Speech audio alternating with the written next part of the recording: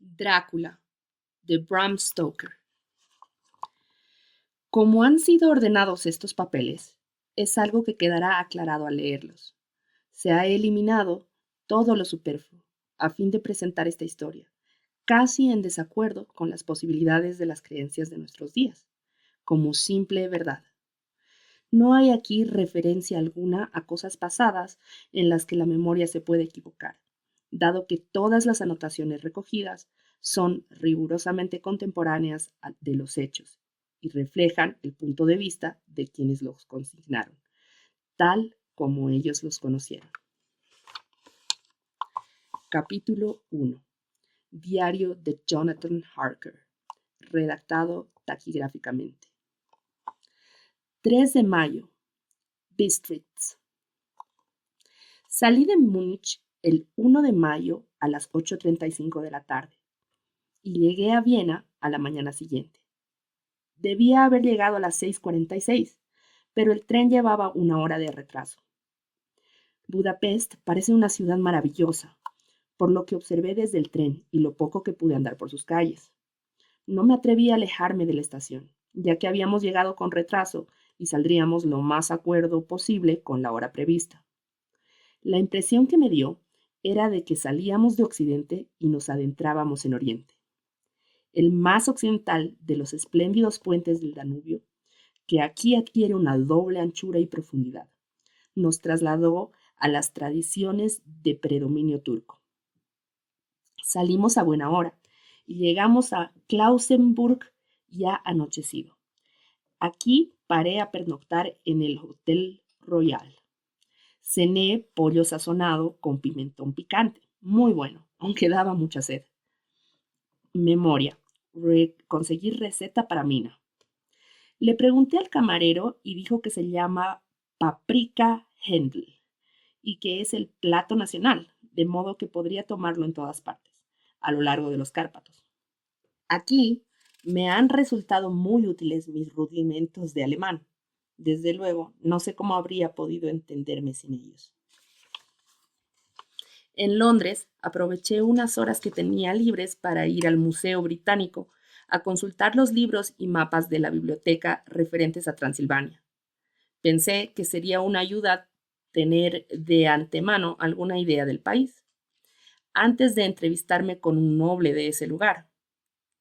Averigüé que la región a la que hacía referencia está en el extremo este del territorio, exactamente en los límites de 3 estados, Transilvania, Moldavia y Bucovina, en plena cordillera de los Cárpatos, y que es una de las regiones más remotas, menos conocidas de Europa.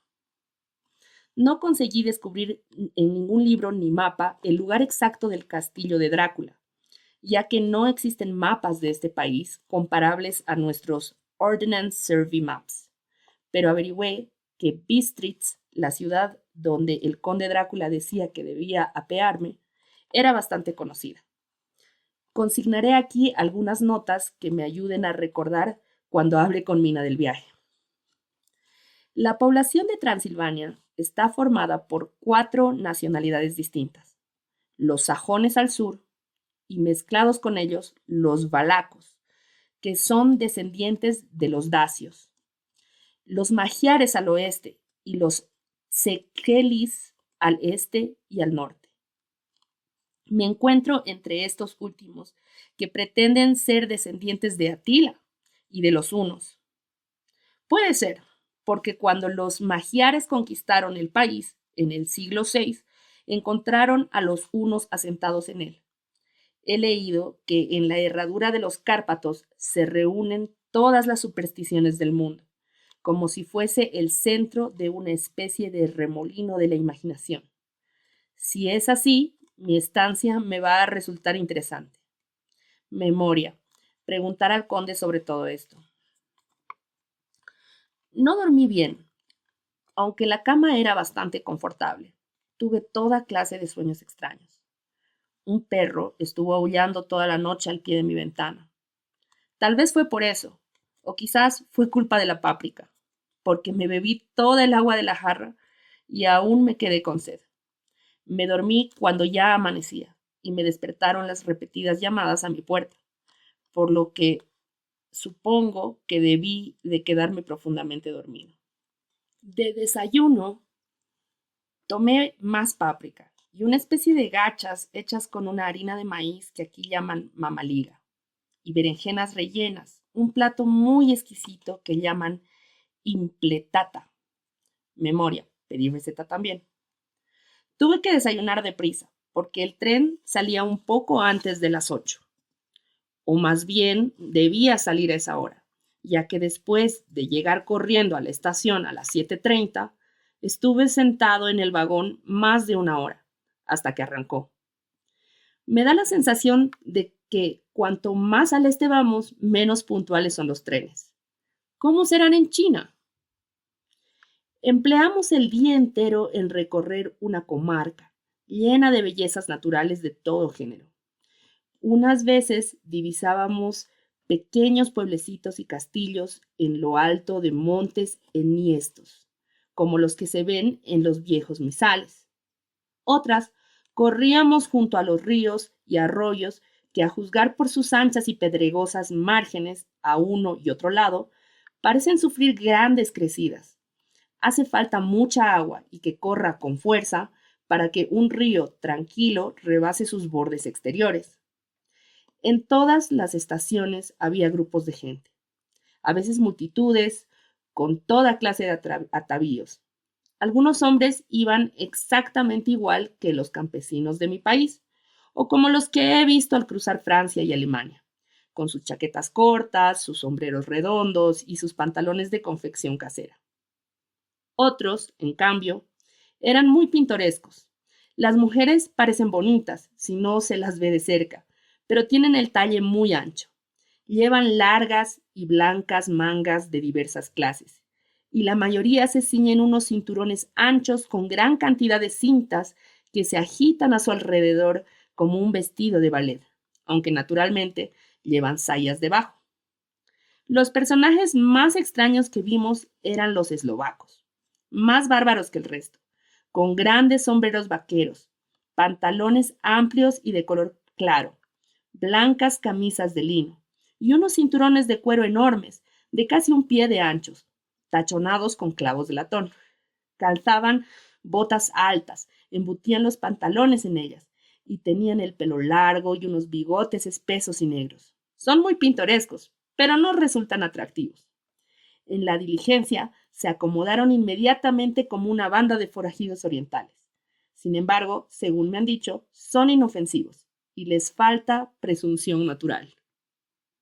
Cuando ya anochecía, llegamos a Beat Street, que es una ciudad vieja y muy interesante, dado que está prácticamente en la frontera, pues el desfiladero de Borgo conduce de allí a Bucovina. Ha tenido una existencia azarosa y desde luego muestra señales de ello. Hace 50 años hubo una serie de incendios que causaron terribles catástrofes en 5 ocasiones distintas. Nada más iniciarse el siglo XVII, sufrió un asedio de 3 semanas, en el que perdieron la vida 13,000 personas, seguido del hambre y las enfermedades, vicisitudes propias de la guerra. El conde Drácula me había indicado que me alojase en el hotel Golden Crown, que resultó ser muy anticuado, para gran alegría mía, porque, como es natural, quiero ver cuanto pueda sobre costumbres del país. Evidentemente me esperaban, ya que al llegar a la puerta me recibió una señora mayor, de expresión alegre, vestida con el habitual atuendo de campesina, saya blanca y el delantal doble, por delante y por detrás de paño de colores, quizás demasiado ajustado para el recato. Una vez, a su lado, me saludó con una inclinación de cabeza y dijo, ¿el Jerry inglés? Sí, dije, soy Jonathan Harker. Sonrió y dio instrucciones a un hombre de edad, en mangas de camisa, que le había seguido hasta la puerta. Dicho hombre desapareció y regresó inmediatamente con una carta. Distinguido amigo, bienvenido a los Cárpatos. Le espero con impaciencia. Descanse esta noche. Mañana a las 3 saldrá la diligencia para Bucovina. He reservado una plaza en ella para usted. Mi coche le estará esperando en el desfiladero de Borgo para traerle hasta aquí. Confío en que haya tenido un feliz viaje desde Londres y que disfrute durante su estancia en mi hermoso país. Su amigo, Drácula. 4 de mayo. Me enteré de que el propietario del hotel había recibido una carta del conde con instrucciones de que me reservase la mejor plaza de la diligencia. Pero al preguntarle ciertos detalles, se mostró algo reticente y fingió no entender mi alemán. No podía ser cierto, ya que hasta ese momento me había entendido a la perfección. Al menos había contestado a mis preguntas como si me entendiera bien. Él y su esposa, la señora mayor que me había recibido, se miraron como asustados. Él murmuró que había recibido el dinero junto con una carta y que eso era cuanto sabía. Al preguntarle si conocía al conde Drácula y si podía contarme algo sobre su castillo, se santiguaron los dos, y tras decirme que no sabían nada en absoluto, se negaron a seguir hablando. Faltaba tan poco para emprender la marcha que no tenía tiempo de preguntar a nadie más, pero todo era muy misterioso y muy poco tranquilizador. Poco antes de irme, la señora mayor subió a mi habitación y exclamó casi al borde de la histeria: «¡Tiene que ir! ¡Oh, joven Herr! ¡Tiene que ir!». Estaba tan excitada que parecía haber perdido el dominio del alemán que sabía, y se le embarullaba con otra lengua que yo desconocía por completo. Solo fui capaz de seguir su discurso a base de hacerle muchas preguntas. Cuando dije que me marcharía enseguida y que iba por un asunto importante, me preguntó: «¿Sabe qué día es hoy?». Le contesté que era 4 de mayo, y ella negó con la cabeza y exclamó: «Oh, sí, lo sé, pero ¿sabe qué día es?». Y al contestar yo que no comprendía, prosiguió: «Es la víspera de San Jorge. ¿Sabe qué es esta noche cuando el reloj de las 12? Todos los seres malignos andarán libremente por el mundo. ¿Sabe a dónde va usted y a qué va?». Manifestaba una angustia tan evidente que traté de tranquilizarla, aunque sin resultado. Por último, cayó de rodillas y me imploró que no fuese, que esperase al menos un día o dos antes de ir. Era una escena ridícula, pero me hacía sentir incómodo. Sin embargo, tenía un asunto que resolver y no podía consentir que nada lo obstaculice. Así que traté de levantarle y le dije, lo más gravemente que pude, que se lo agradecía, pero que mi deber no admitía demora y que no tenía más remedio que ir. Entonces se levantó y se secó los ojos, y quitándose del cuello un crucifijo me lo ofreció. Yo no sabía qué hacer, pues como miembro de la iglesia anglicana me han enseñado a considerar idolátricas estas cosas. Y al mismo tiempo me parecía de una falta de cortesía hacerle un desaire a una señora mayor tan bien intencionada y en semejante estado de ánimo. Supongo que vio la duda reflejada en mi rostro, pues me ciñó el rosario alrededor del cuello y dijo: «Por su madre», y salió de la habitación. Esta parte del diario la estoy escribiendo mientras espero la diligencia, que naturalmente ya tiene retraso. Y aún llevo el crucifijo alrededor del cuello. No sé si serán los temores de esa señora, pero ya no tengo el ánimo tan sereno como antes. Si este libro llegara a Mina antes que yo, que le lleve mi último adiós. Ahí viene la diligencia. 5 de mayo. El castillo. El gris de la madrugada se ha disipado y el sol se encuentra muy alto respecto del lejano horizonte, que parece mellado. No sé si a causa de los árboles o por los cerros. Están tan lejos que las cosas grandes se confunden con las pequeñas. Estoy desvelado, así que, como voy a poder dormir hasta la hora que quiera, me entretendré escribiendo hasta que me entre sueño. Tengo muchas cosas extrañas que anotar, y para que el que las lea no piense que cené demasiado antes de salir de Beat Street, consignaré aquí cuál fue exactamente el menú. Tomé lo que aquí llaman filete de bandido, trozos de tocino, cebolla y carne de vaca, sazonado todo con pimienta y ensartado en unos bastones y asado al fuego, al estilo sencillo de la carne de caballo que se vende por las calles de Londres. El vino era un mediash dorado y produce un raro picor en la lengua que, no obstante, no resulta desagradable. Solo tomé un par de vasos, nada más. Cuando subí a la diligencia, el cochero aún no había ocupado su asiento. Le vi charlando con la señora de la posada. Evidentemente hablaban de mí, porque de cuando en cuando miraban en mi dirección y algunas personas que estaban sentadas en un banco junto a la puerta, que ellos llaman con un nombre que significa el mentidero, se habían acercado a escuchar y se volvían para mirarme, casi todos con cierta expresión de lástima. Oí que repetían con frecuencia determinadas palabras, palabras extrañas, ya que había gentes de las más diversas nacionalidades entre los reunidos. Así que saqué discretamente de mi bolsa el diccionario multilingüe y las busqué. Confieso que no me llenaron de animación, ya que entre otras encontré Ordok, Satanás, Pokol, infierno, Stregoica, bruja, Vrolok y Vlokslak, que significan igualmente, una en eslovaco y otra en serbio, algo así como hombre lobo o vampiro. Memoria, preguntar al conde acerca de estas supersticiones.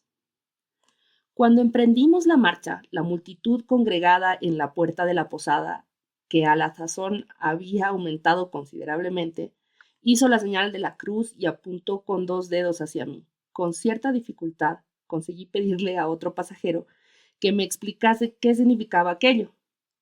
Al principio no quiso contestarme, pero al saber que yo era inglés, me dijo que era un conjuro o protección contra el mal de ojo. Esto no me pareció muy agradable con respecto a mí, que partía hacia una región desconocida al encuentro de un hombre al que nunca había visto. Pero todos se mostraron tan benévolos y tan afligidos y manifestaron tanta compasión que no pude por menos de sentirme conmovido. Nunca olvidaré la última imagen de la posada con aquella multitud de personas de atuendo pintoresco, todas santiguándose bajo el arco, recortadas sobre un fondo de abundantes adelfas y naranjos plantados en cubas verdes agrupadas en el centro del patio. Luego, nuestro cochero, cuyos amplios calzones de lino, que aquí se llaman gotza, cubrían casi por entero el pescante, hizo restallar su enorme látigo por encima de los 4 caballos, y partieron estos a un tiempo, y emprendimos la marcha.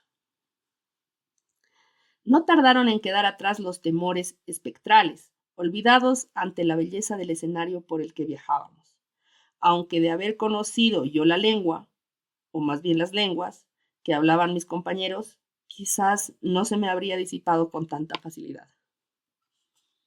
Ante nosotros se extendía una tierra ondulada, poblada de bosques y sembrada de empinados cerros, coronados por grupos de árboles o caseríos, con los blancos hastiales pegados a la carretera.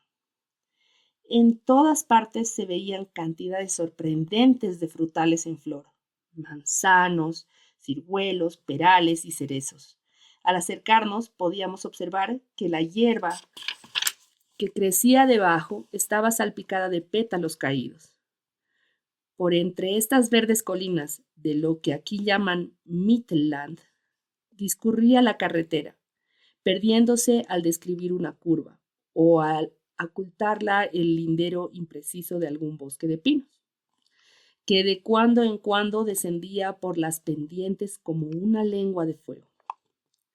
La calzada era desigual, pero volábamos por ella a febril velocidad.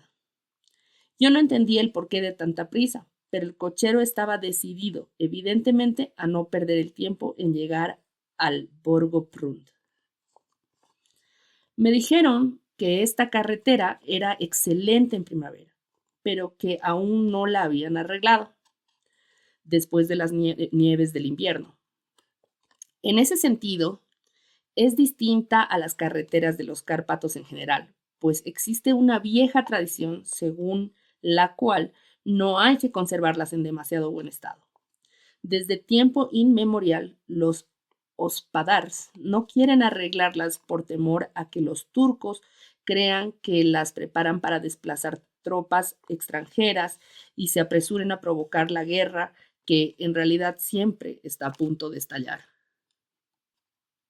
Más allá de las verdes colinas de la Midland, se elevaban las imponentes laderas de la selva, hasta las alturas orgullosas de los propios Cárpatos.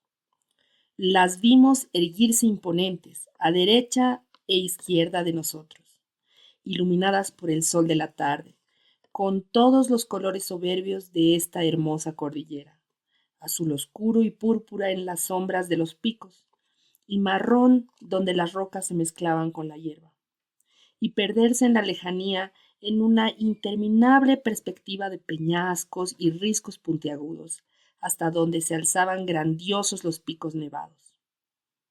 Aquí y allá aparecían poderosas hendiduras en las montañas, a través de las cuales, cuando empezaba a caer el sol, veíamos de trecho en trecho el blanco resplandor de alguna cascada.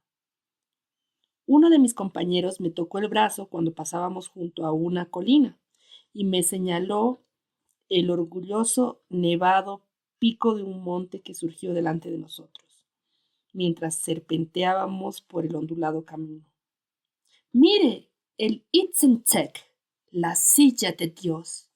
Y se santiguó con unción. Mientras corríamos por la interminable carretera, el sol descendía cada vez más a nuestra espalda y las sombras de la tarde empezaban a crecer a nuestro alrededor. Este efecto se acentuaba aún más mientras seguía el sol poniente iluminando las nevadas cumbres que parecían emitir un delicado y frío resplandor sonrosado. De cuando en cuando nos cruzábamos con algunos checos y eslovacos, todos vestidos con trajes típicos, pero observé que el bocio estaba dolorosamente generalizado. Junto a la carretera había numerosas cruces, y cuando pasábamos veloces junto a ellas, mis compañeros de viaje se santiguaban. A veces veíamos a alguna campesina o campesino arrodillado ante una capilla, y ni siquiera se volvía al pasar nosotros, sino que parecía entregado a una devoción que carecía de ojos y oídos para el mundo exterior. Habían muchas cosas que eran nuevas para mí. Por ejemplo, los almiares en los árboles o los grupos de abedules diseminados aquí y allá, con sus blancos troncos brillando como la plata entre el verde delicado de las hojas. De cuando en cuando nos cruzábamos con un Litterwagen, carruaje usual del campesino, con su espinazo de ofidio, calculado para salvar las irregularidades del terreno. Sobre ellos iban sentados grupos de campesinos que regresaban del trabajo, con sus pieles de cordero, blancas las de los checos y de colores las de los eslovacos, llevando estos últimos, a manera de lanza, largos astiles con hacha en el extremo.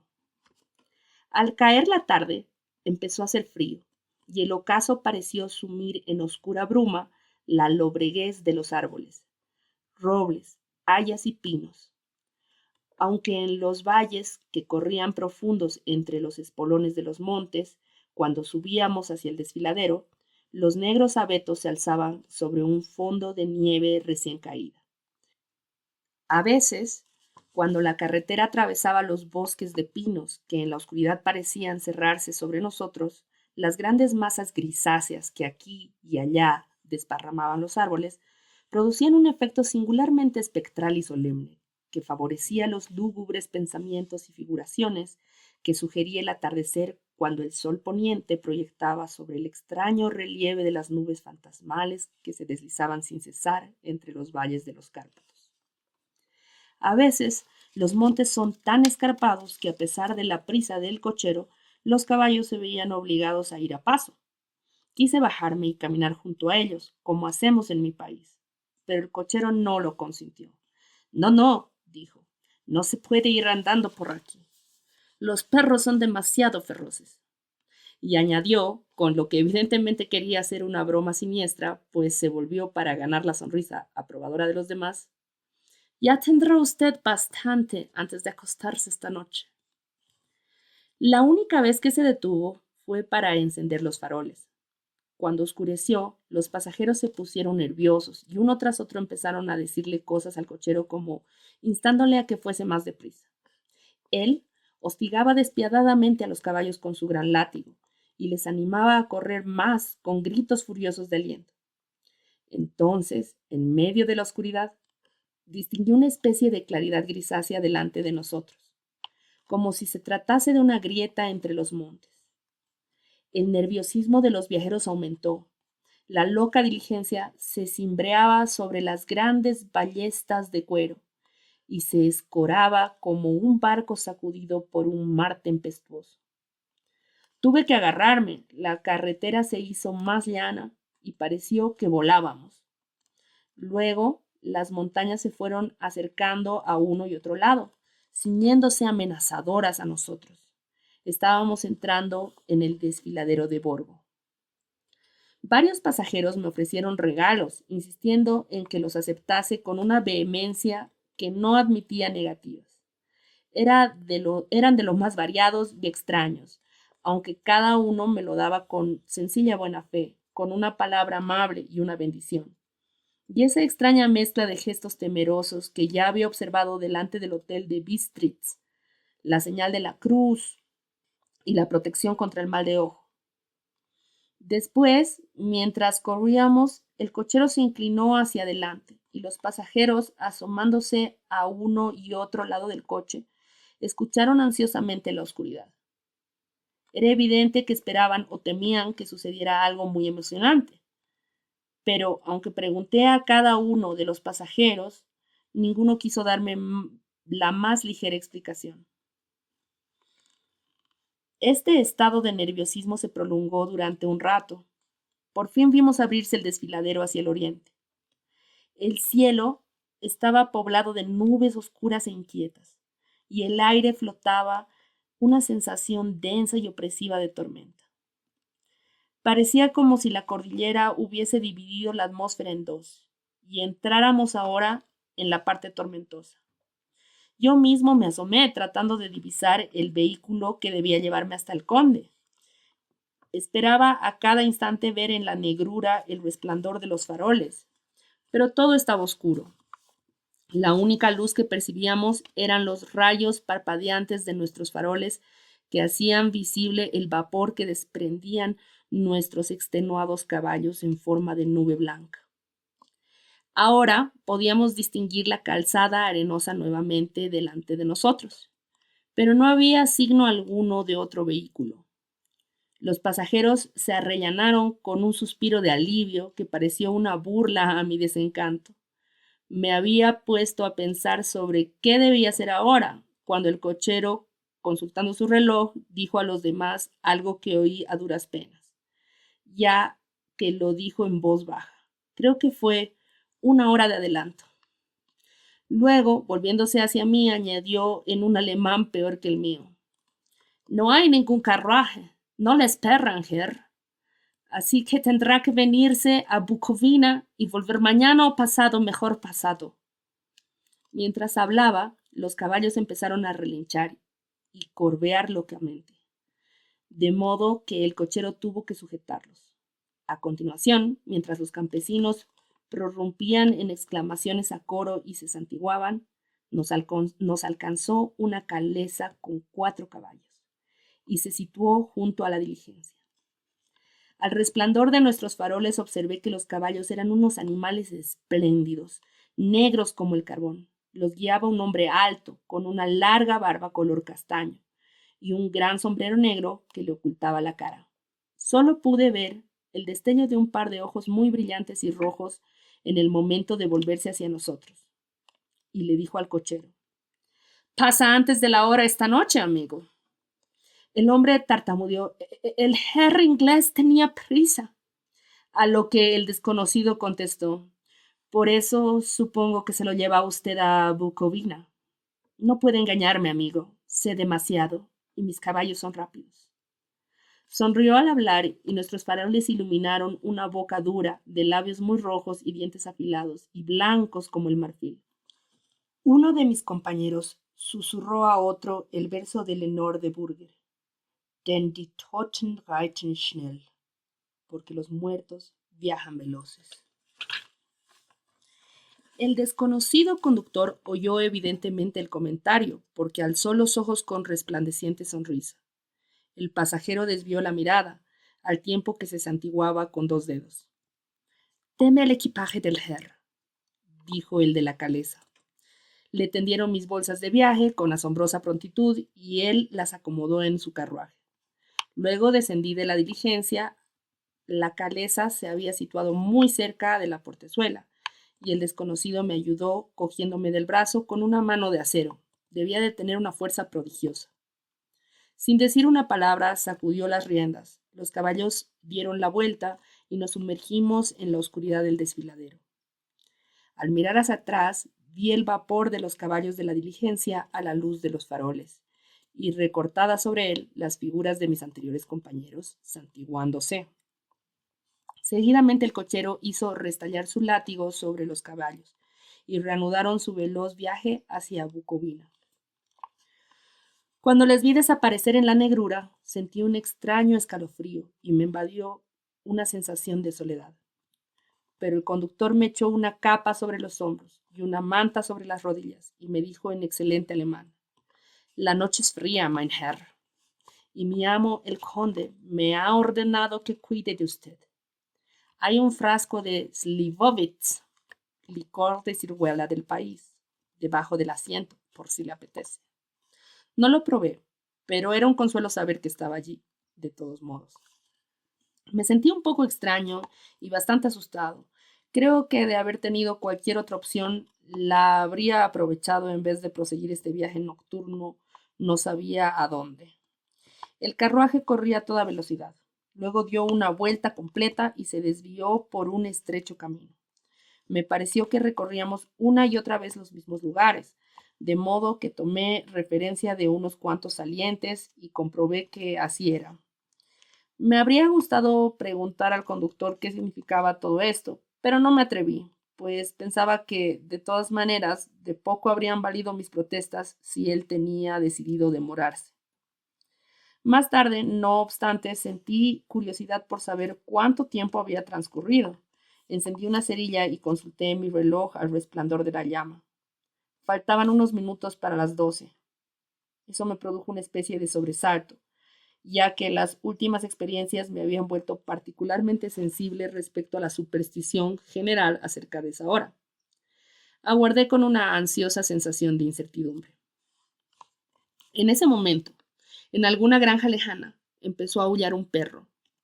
Era un lamento angustioso, prolongado, como de miedo. A este se le sumó otro perro, luego otro y otro, hasta que, arrastrados por el viento que ahora soplaba suavemente por el desfiladero, se oyó un coro de aullidos que parecían provenir de toda la región, según impresionaban la imaginación en la negrura de la noche. Los caballos se encabritaron al primer aullido. El conductor les habló con suavidad y se calmaron, pero temblaban y sudaban como después de una carrera desbocada. Luego, a lo lejos y procedentes de la montaña de uno y otro lado, se oyeron unos aullidos más fuertes, los de los lobos, que nos afectaron a los caballos y a mí por igual, pues me dieron ganas de saltar de la caleza y echar a correr, mientras que ellos se encabritaban otra vez y corcovearon furiosamente, de forma que el cochero tuvo que hacer uso de todas sus fuerzas para evitar que se desbocaran. Unos minutos más tarde, sin embargo, mis oídos se habían acostumbrado a los aullidos, y los caballos se habían apaciguado de forma que el cochero pudo descender y acercarse a ellos. Los acarició y tranquilizó, susurrándoles algo al oído, como hacen los domadores, lo que tuvo un efecto extraordinario, ya que después de sus caricias se volvieron nuevamente manejables. Aunque temblaban todavía, el conductor ocupó de nuevo su asiento y, sacudiendo las riendas, emprendió la marcha a gran velocidad. Esta vez, al llegar al otro extremo del desfiladero, se metió de repente por un estrecho camino que torcía bruscamente a la derecha. Poco después, nos adentramos por un paraje poblado de árboles que en algunos lugares formaban arco por encima del camino, dando la impresión de que corríamos por un túnel, y una vez más nos vimos escoltados por grandes y amenazadores peñascos que se alzaban a ambos lados. Aunque el terreno estaba protegido, oí que se estaba levantando el viento, pues gemía y silbaba entre las rocas, y las ramas de los árboles entrechocaban a nuestro paso. El frío aumentaba por momentos, y empezó a caer una nieve fina, en forma de polvo, de manera que no tardó en cubrirse todo de blanco a nuestro alrededor. El viento, penetrante, aunque se iba debilitando a medida que avanzábamos, arrastraba aún los ladridos de los perros, los aullidos de los lobos, se oían cada vez más cerca, como si nos fuesen rodeando por todas partes. Yo estaba terriblemente asustado, y los caballos compartían mi miedo. Sin embargo, el cochero no se alteró en lo más mínimo. De cuando en cuando volvía la cabeza a izquierda y derecha, aunque yo no conseguía ver nada en la oscuridad. De pronto, a la izquierda, divisé el parpadeo lejano y vacilante de una llama azulenca. El cochero la vio al mismo tiempo que yo. Retuvo inmediatamente a los caballos y saltando a tierra desapareció en la oscuridad. Yo no sabía qué hacer, y menos con los aullidos de los lobos cada vez más próximos. Pero mientras dudaba, volvió a aparecer el conductor. Ocupó su asiento y sin decir una palabra reprendimos la marcha. Creo que debí de haberme quedado dormido y soñar ese mismo incidente porque me pareció que se repetía de manera interminable, y ahora al pensar en ello se me antoja una espantosa pesadilla. En una ocasión la llama parecía tan cerca del camino que aún en la oscuridad que nos envolvía pude distinguir los movimientos del cochero. Se acercó a donde estaba la llama azul, tan débil que no iluminaba siquiera a su alrededor. Reunió unas cuantas piedras y formó una especie de señal, y se produjo un extraño efecto óptico. Al colocarse el cochero entre la llama y yo, no tapó la luz, sino que seguí viendo su parpadeo fantasmal como si no estuviese él delante. Esto me sobresaltó, pero dado que fue algo momentáneo, pensé que me había engañado los ojos, de tanto forzarlos en la oscuridad. Después, durante un rato, no volvimos a ver más llamas azules y seguimos corriendo a gran velocidad a través de la noche, mientras los lobos aullaban a nuestro alrededor como si nos siguiesen, manteniendo el cerco a la misma distancia. Por último, el cochero hizo una nueva parada y se alejó más que las otras veces. Durante su ausencia, los caballos empezaron a temblar violentamente y a resoplar y relinchar de terror. Yo no conseguía averiguar la causa, ya que los aullidos de los lobos habían cesado por completo. Pero en ese instante, y entre unas nubes negras, surgió la luna por detrás de la amellada cresta de un monte rocoso y poblado de pinos, y descubrí que estábamos rodeados por un círculo de lobos blancos, colmillos colgantes y lenguas rojas, las patas largas y nervudas, el pelo desgreñado. Eran 100 veces más terribles que ese tétrico silencio que cuando aullaban. Me sentí paralizado de terror. Solo cuando el hombre se enfrenta cara a cara con estos terrores es cuando puede comprender su auténtica impotencia. De pronto, los lobos empezaron a aullar otra vez, como si la luna hubiese ejercido algún extraño influjo sobre ellos. Los caballos se encabritaron, mirando a su alrededor de forma lastimera, pero el cerco vivo del terror los rodeaba por todos los lados y se vieron obligados a permanecer dentro de él. Grité al cochero que volviese. Me pareció que nuestra salvación estaba en romper el cerco y ayudarle a subir. Grité y golpeé el costado de la caleza confiado en alejar a los lobos por ese lado y darle la ocasión de que llegara hasta la portezuela. No sé cómo lo hizo, pero el caso es que le oí alzar la voz con un tono de autoridad, y al mirar en aquella dirección le vi inmóvil en mitad del camino. Agitó los brazos como barriendo un obstáculo impalpable, y los lobos fueron retrocediendo más y más. En ese preciso momento cruzó por delante de la luna una nube densa, y de nuevo se sumió todo en tinieblas. Cuando conseguí distinguir las cosas otra vez, el conductor estaba subido en la caleza, y los lobos habían desaparecido. Todo esto era tan extraño y misterioso que me sentí sobrecogido, y no me atreví a hablar ni a moverme. El tiempo me parecía interminable, mientras corríamos ahora casi en completa oscuridad, pues las nubes inquietas habían ocultado la luna. Seguimos subiendo, aunque de cuando en cuando venía alguna súbita bajada. Nuestra marcha era cuesta arriba. De pronto me di cuenta que el conductor guiaba a los caballos hacia el patio de un inmenso castillo en ruinas, en cuyas altas y oscuras ventanas no se veía ni un solo resplandor, y cuyas almenas desmoronadas recortaban sus melladas siluetas contra el cielo iluminado por la luna.